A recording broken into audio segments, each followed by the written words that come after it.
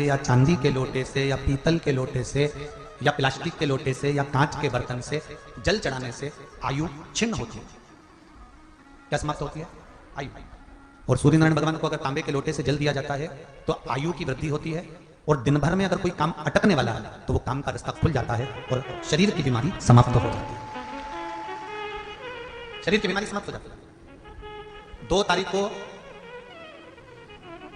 नूतन संवत्सर प्रारंभ हो रहा है, नया वर्ष प्रारंभ हो रहा है। 2 तारीख नया संवत्सर नया वर्ष प्रारंभ हो रहा है। एक नियम बना लो कि हमारे शरीर को, क्योंकि दिन भर हम दुकान पे बैठे रहते हैं, नौकरी में लगे रहते हैं, सर्विस में लगे रहते हैं, अगर मुंबई, पुणे, चेन्नई, मद्रास आदि बड़ी बड़ी सिटियों में लोग रहते हैं तो उनको ऑफिस जाना पड़ता है। सवेरे से जल्दी उठते हैं, काम करते हैं, दिन भर ऑफिस में लगे रहते हैं।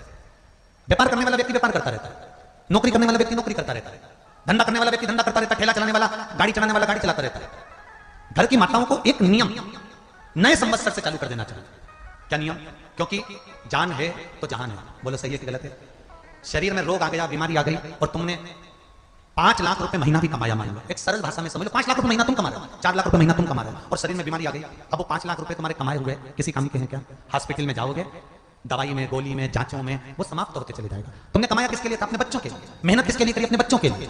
परिश्रम किसके लिए करा? आगे बढ़ने के लिए। और मालूम पड़ा कि तुम बीमार पड़ गए, जितना तुमने कमा कर जोड़ा था वो सब तुम्हारी बीमारी में लग गया। तो ऐसा कमाना कोई फायदे का है क्या? कमाओ, दिल से कमाओ, जितनी तुम्हारी कैपेसिटी है उससे दुगना कमाओ, और उसके साथ एक काम चालू करो कि तुम अंतिम क्षण तक, जब मौत तुम्हारे दरवाजे पर आए, तुम्हारी उम्र जब पूरी हो, तब तक भी तुम बीमार नहीं पड़ो। उसके लिए एक काम चालू कर दो कि नए साल से हमें तांबे के लोटे में पानी भरना है, सिर से 8 इंच ऊपर रखना है, सूर्य को अर्घ देना है, और जो पानी नीचे गिरेगा उस पानी में से सूर्य का दर्शन करना है। वो पानी जब हमारे शरीर के इस हृदय रेखा के सम्मुख से, इस कपाल रेखा के बीच में से, मध्य से उस पानी की धार जब सूर्य की किरण देगा तो हमारे शरीर में कोई बड़ी बीमारी, ना कैंसर, ना लीवर, ना किडनी, कोई अटैक पटैक आ ही नहीं सकती।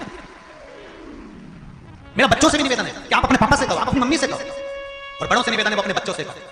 बुजुर्ग माताओं से निवेदन है, अगर आप अपने बच्चों को सुखी देखना चाहती हो, बीमारी में पैसा नहीं लगाना चाहती, आप अपने बच्चों को अंत समय अपनी आंखों से उसको तड़पता हुआ नहीं मरना देखना चाहती, तो सूर्य को अर्घ देना चालू कर दो। क्योंकि सूर्य की किरण जल के साथ जब इस शरीर पर पड़ती है तो शरीर में कोई बीमारी टिक ही नहीं सकती। ये श्रीमद् विष्णु महापुराण की कथा है। ये ज्योतिष शास्त्र कहता है, रंग शास्त्र कहता है। हमारे जितने ज्योतिष शास्त्र है, रंग शास्त्र है, नग बताते हैं, मोती बताते हैं, नीलम बताते हैं, पन्ना बताते हैं, ये सब क्या बनाते हैं? रंग का क्यों बनाते हैं? क्योंकि रंग का इफेक्ट इस शरीर पर पड़ता है। कपड़े कौन से कलर के पहनना, उसका इफेक्ट इस शरीर पर पड़ता है। उसी तरह 8 इंच ऊपर मस्तिष्क से तुम्हारा हाथ होना चाहिए, तांबे के कलश में जल होना चाहिए, और सूर्य को देखकर उस जल की धार में सूर्य को जल दीजिए। जिंदगी में बीमारी तुमको नहीं घेर सकती, और बीमार हो भी गए हो तो 15-20 दिन करके देखने में कुछ नहीं जाता। बाद में मत करना,